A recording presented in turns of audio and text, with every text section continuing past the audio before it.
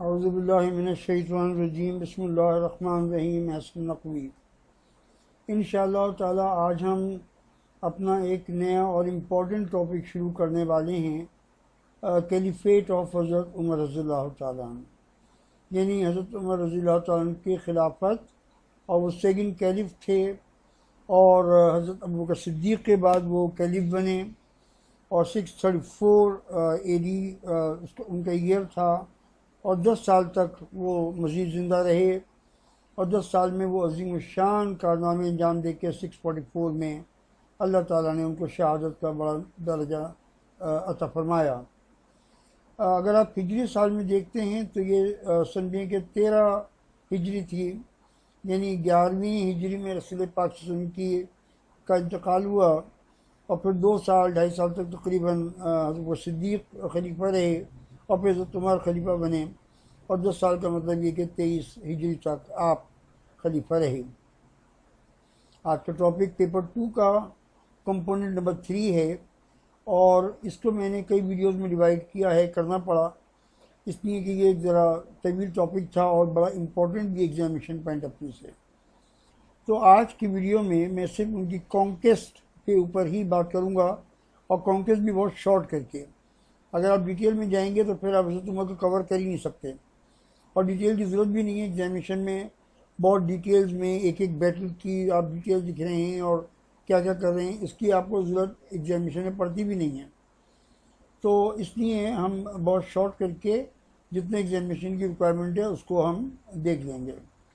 आपका मेन जो syllabus component है वो है द पीरियड ऑफ रूल और the rightly guided caliphs and their importance as leaders. 2 बातें हैं, एक तो ये कि आपका उनको जो पीरियड ऑफ रूल में जो इवेंट्स हुए वो आपको कवर करने हैं और उनकी importance as leader of the Islamic community ये आपको कवर करने हैं इस ओवरऑल पूरे टॉपिक के अंदर। ये मेन टॉपिक है। ये जो सब टॉपिक है उसमें the main events of the rules of the 4 caliphs, चारों कैलिफ्स के जो रूल्स हैं उनके मेन इवेंट्स आपको कवर करने हैं। और आज का जो टॉपिक है पर्टिकुलरली वो जो तुम्हें की कॉन्क्वेस्ट के ऊपर है, बाकी उनकी जो कैलिफेट के दूसरे एस्पेक्ट्स हैं उन पर हम इंशाअल्लाह ताला दूसरी वीडियो में बातचीत करेंगे। ये एक फॉर्मेलिटी समझ लीजिए जो आपका सब्सक्राइब करने की मैं आपसे रिक्वेस्ट करता हूँ, वीडियो देखने की रिक्वेस्ट करता हूँ और एक अच्छा पॉजिटिव कमेंट मुझे दीजिए ताकि कुछ मेरी इस्तेमाल भी हो सके और मैं अपने आप को मज़ीद इम्प्रूव कर सकूँ।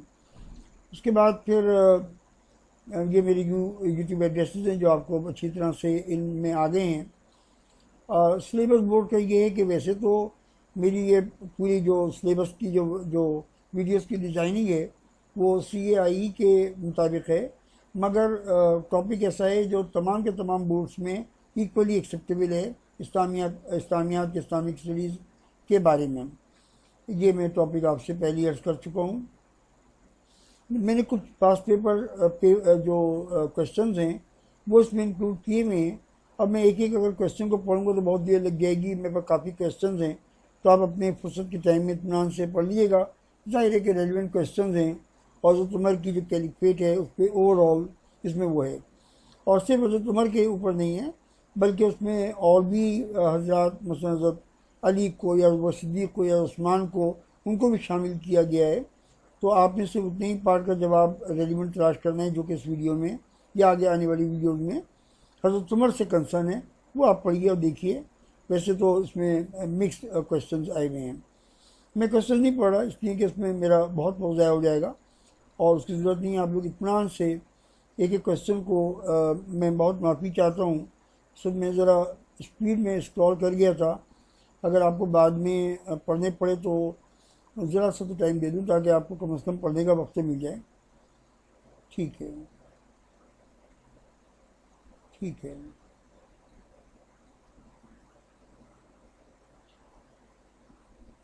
ठीक है, अब हम आते हैं अपने जवाब की तरफ भाई। सॉरी, अब जवाब पे आ जाते हैं। देखिए तो समझ लीजिए बात को कि हज़रत उमर को जो रूलिंग का जो पीरियड मिला, जो उन्होंने रिसीव किया, वो हज़रत अबू बकर से रिसीव किया। हज़रत बकर सिद्दीक़ रज़ियल्लाहु अन्हु ने अपनी बेहिसाब सलाहियत की बुनियाद पे और उससे बढ़ के अल्लाह ताला की मदद की बुनियाद पे सिर्फ 2-2.5 साल में 3 साल में इतने बड़े कारनामे अंजाम दिए कि इतनी बड़े अरब के डेजर्ट को बिल्कुल उन्होंने पीसफुल कर दिया और इस्लामिक एम्पायर के अंडर में कर दिया और बड़ा सुकून का टाइम उन्होंने हज़रत उमर को दिया। तो जब हज़रत उमर कैलिफ बने तो उनके पास ऐसा इंटरनल प्रॉब्लम्स नहीं थी, हो भी नहीं सकती थी। उसकी रीज़न ये थी कि हज़रत उमर के मुतालिक के बाद पूरा अरब जानता था कि हज़रत उमर मिजाज के बहुत सख्त आदमी हैं। अगर आप सीधे चलेंगे तो उनसे अच्छा आदमी कोई नहीं, और अगर कोई टेढ़ा चलने की कोशिश करेगा तो हज़रत उमर से ज़्यादा सख्त आदमी कोई नहीं था। बहुत सख्त आदमी थे, इतने ही सख्त थे कि रसूल पाक ने फरमाया था कि जहाँ से उमर गुजरते हैं वहाँ से शैतान अपना रास्ता छोड़ देता है। आप अंदाज़ा करें, शैतान अपना रास्ता छोड़ देता है जहाँ से उमर गुजरते हैं। तो ये इतने मिजाज के ऐसे थे कि किसी की इतनी हिम्मत नहीं थी कि कोई प्रॉब्लम उनके अगेंस्ट पैदा करने की कोशिश करता। बहरहाल ये जो प्रॉब्लम्स थी अबू बकर सिद्दीक़ के दौर में पहले ही हल हो चुकी थी। और हज़रत अबू बकर के आखिरी ज़माने में ही जो स्कर्मिशेस थी, छोटी छोटी बैटल्स थी, वो तो दोनों बड़ी इंटरनेशनल एम्पायर्स में जो अरेबिया से बिल्कुल मिली हुई थी और बाहर थी, और दोनों बड़ी पुरानी सिविलाइजेशंस थे, 4-4, 5-5 हज़ार साल पुराने सिविलाइजेशंस थे। उनमें एक जो थी वो तो रोमन एम्पायर थी, जिसको आप बाइजेंटाइन एम्पायर इसलिए कहते हैं कि जो रोमन एम्पायर का डिवीज़न हुआ तो उनमें जो ईस्टर्न पार्ट था वो बाइजेंटाइन कहलाया और जो वेस्टर्न पार्ट था वो रोमन कहलाया। तो ये चूँकि ईस्टर्न पार्ट में आता था तमाम इलाका सीरिया वगैरह, तो इसलिए बाइजेंटाइन एम्पायर में आता था। रोमन एम्पायर बाइजेंटाइन एम्पायर एक ही बात है। और फिर पर्शियन एम्पायर थी जो कि ख़ुद बहुत कई हज़ार साल पुरानी थी, बड़ी इस्टेब्लिश किस्म की एम्पायर्स थी ये, और बड़े पैसे वाली और बड़ी ताकत वाली और बड़े इस्टेब्लिश किस्म के लोग थे ये, जो कि उस वक्त मौजूद थे। और इस्लामिक एम्पायर का इनके साथ झगड़ा जो है वो पहले ही शुरू, बल्कि रसूल पाक के ज़माने में ही मसाइल शुरू हो गए थे। मसलन जो बाइजेंटाइन थी, आपको याद होगा कि बैटल ऑफ तबूक के लिए रसूलुल्लाह सल्लल्लाहु अलैहि वसल्लम 30,000 मुसलमानों को लेकर बजाते खुद तबूक गए थे लड़ने के लिए। वो लड़ने के लिए नहीं आए, वो अलग बात है। और बैटल ऑफ मौता, वो ट्रेजिक डेथ आपको बैटल आपको याद होगी, जिनमें 3 बड़े बड़े सहाबी जो थे उन्होंने शहादत पाई। तो ये मामला तो पहले ही स्टार्ट हो चुके थे। और सिद्दीक़ के ज़माने में जो कुछ इलाके थे वो पर्शियन एम्पायर के, वो कुछ ऑलरेडी कॉन्कर, जिनमें एक शहर था जिसका नाम था हिरा। तो हिरा जो शहर था वो पर्शियन एम्पायर का पार्ट था, और वो अबू बकर सिद्दीक़ के ज़माने में ही कॉन्कर हो चुका था। तो इस बात पे जाहिर है कि जो पर्शियंस थे उनको बहुत नाराज़गी थी, और इस बात के चांसेस थे कि अब ये मामला जो हैं वो मज़ीद ख़राब होंगे।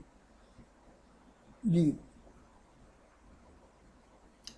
अब ये हुआ कि जब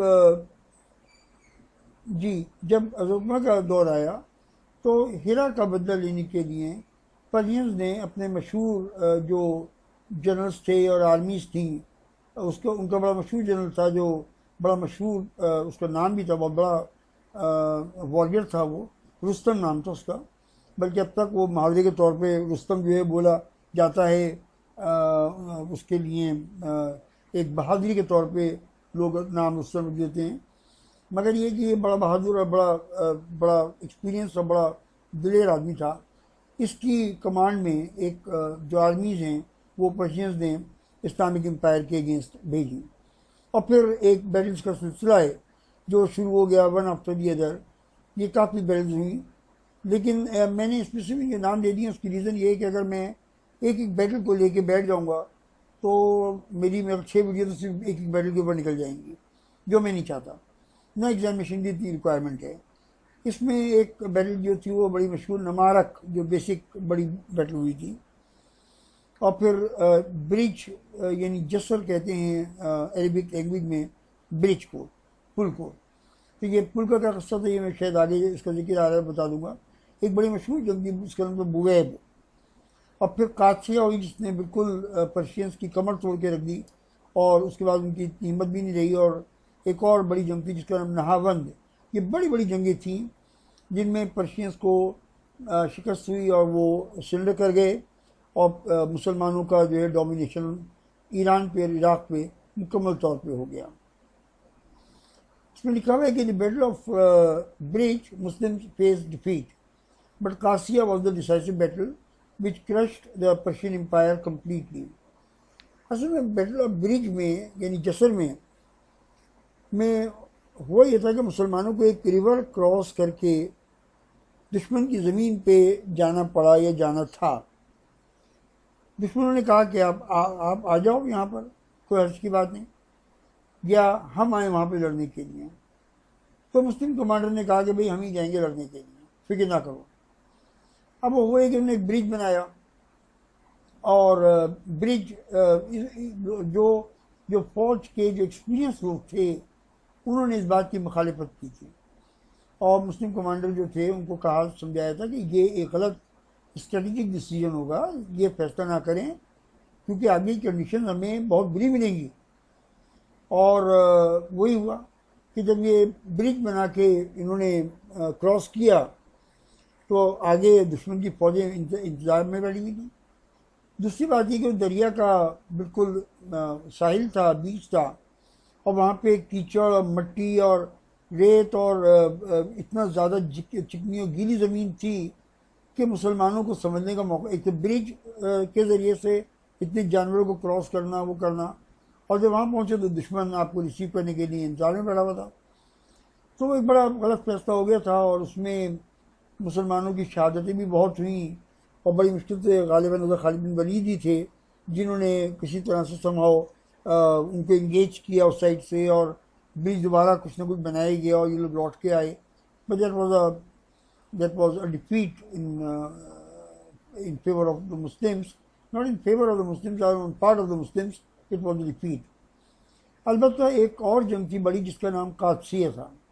कादसिया की बड़ी ज़बरदस्त जंग थी, 3-4 दिन जारी रहेगी जंग लगातार। गालिबन ये वाक़या कादसिया का ये कि जिसमें वो ऊँटों पे काले कपड़े डाल दिए गए थे, जो नहीं बल्कि हाथियों पे ने आके जंग की, और मुसलमानों के जो ऊँट थे वो हाथियों को देख के परेशान हो गए, और वो उसके ज़ाहिर के इस बात के उन्होंने कभी ज़िंदगी में हाथी नहीं देखे थे और डर गए और भागने लगे। फिर ये फैसला हुआ कि अच्छा ऐसा करते हैं कि ऊँटों के ऊपर काले कपड़े डालते हैं, पर्दे बड़े बड़े, उनका इंतज़ाम किया गया और काले कपड़े डाले गए, और फिर उसके साथ मुसलमानों ने हमला किया, और वो हाथी समझे कि पता नहीं कोई कौन सा खौफनाक जानवर आ गया, वो निकल के भागे। गालिबन ये उसी बैटल का वाक़या है, किसी और का मुझे एग्जैक्टली याद नहीं रहा, लेकिन कादसिया की जंग एक बहुत बड़ी जंग थी, और कादसिया की जंग में अल्लाह ने मुसलमानों को फतह दी, और कादसिया ने तकरीबन जो पर्शियंस को तकरीबन क्रश कर दिया था। ज़्यादातर ईरान की इराक़ की जो ज़मीन थी इन जंगों के नतीजे में इस्लाम के कब्ज़े में आ गई, और इस तरह से ईरान वगैरह में जो इस्लाम की जितनी इशाअत भी फैला है वो उसी की वजह से हुआ है। अब हम बात करेंगे बाइजेंटाइन एम्पायर, जिसको मैंने आपसे भी अर्ज़ किया रोमन एम्पायर भी है वो, और बेसिकली रोमन एम्पायर ही थी वो। तो उसकी बात करेंगे। ये एक दूसरी बड़ी सुपर पावर थी उस वक्त की, और उस वक्त बड़ी जंगें इनके साथ हुई। देखिए कई जंगें हुई, लेकिन बड़े बड़े इलाके फतह हो गए। सीरिया यानी जो आज शाम कहलाता है वो फतह हुआ, और उसके बाद फिर पैलेस्टाइन की फतह हुई, बहुत बड़ी फतह थी मुसलमानों के लिए, और फिर इजिप्ट की फतह हुई जो बहुत बड़ी फतह थी। ये बड़े बड़े इलाके मुसलमानों ने फतह किए, और उसके नतीजे में यहाँ पे इस्लाम खूब फैला। और ये बाय द वे चूँकि बाइजेंटाइन एम्पायर जो थी वो क्रिश्चियन थी, तो यहाँ के रहने वाले जो थे अवाम जो थे वो भी क्रिश्चियन एम्पायर थी ये, और क्रिश्चियन अवाम थे। तो ये बड़ी विक्ट्रीज थी जो मुसलमानों ने हासिल की। हज़रत बकर सिद्दीक़ के ज़माने में ये मामलात आगे बढ़े थे, और डेमास्कस यानी जो सीरिया का कैपिटल सिटी आज भी है, दमिश्क, तो ये इसकी जो सीज थी, यानी इसके गिर्द घेरा डाल दिया था, जिसको आप क्या उर्दू में बोलते हैं, तो इसके गिर्द घेरा डाल दिया गया था और इसको सराउंड कर लिया गया था। अब अंदर वाले बाहर नहीं जा सकते थे और बाहर वालों को इंतज़ार था कि कोई वीकनेस मिले तो फिर हमला किया जाए। तो ये सीज अभी चल रही थी। जब हज़रत बकर सिद्दीक़ का इंतकाल हो गया और फिर चलाई, तो फिर इस बात को हज़रत उमर ने ही आगे बढ़ाया। ये जाहिर है कि सीज ख़त्म हुई या छोटी मोटी जंगें होती रहीं, लेकिन रोमन्स के साथ एक बहुत बड़ी जंग जो हुई वो थी यरमुक की जंग। यरमुक की जंग जो है वो इस तरह से बहुत बड़ी थी कि इसमें रोमन्स ने अपनी पूरी की पूरी पावर जो थी वो जमा कर ली थी। पूरी पावर उन्हें जमा कर ली थी, मैन पावर भी और अपने वेपन्स भी। और उस लिहाज से मुसलमानों के लिए बड़ी आजमाइश का वक्त था।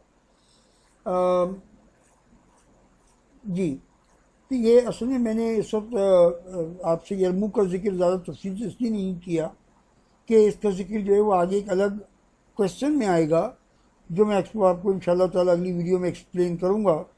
उसकी मैंने कहा अर्ज़ किया कि मेरी ये वीडियो जो है वो एक समरी है उन तमाम कॉन्क्वेस्ट की, कि जो अगर आपके पास एक क्वेश्चन आता है 6, 7, 8, 10 मार्क का, तो आपको कम ही लिखना होगा। तो वो कम के लिए मैंने इस आंसर को तैयार किया है। कुछ फर्दर डिटेल्स के लिए मैं आपको इंशाल्लाह अगली वीडियो में मैं आपको और क्वेश्चंस के भी आंसर दे दूँगा। और यरमुक के नतीजे में सीरिया की बहुत बड़ी जंग थी। मैं एक मुख्तसर बात बता देता हूँ कि जो रोमन एम्पायर की जो फोर्सेस थी वो 2 लाख से भी ज़्यादा थी।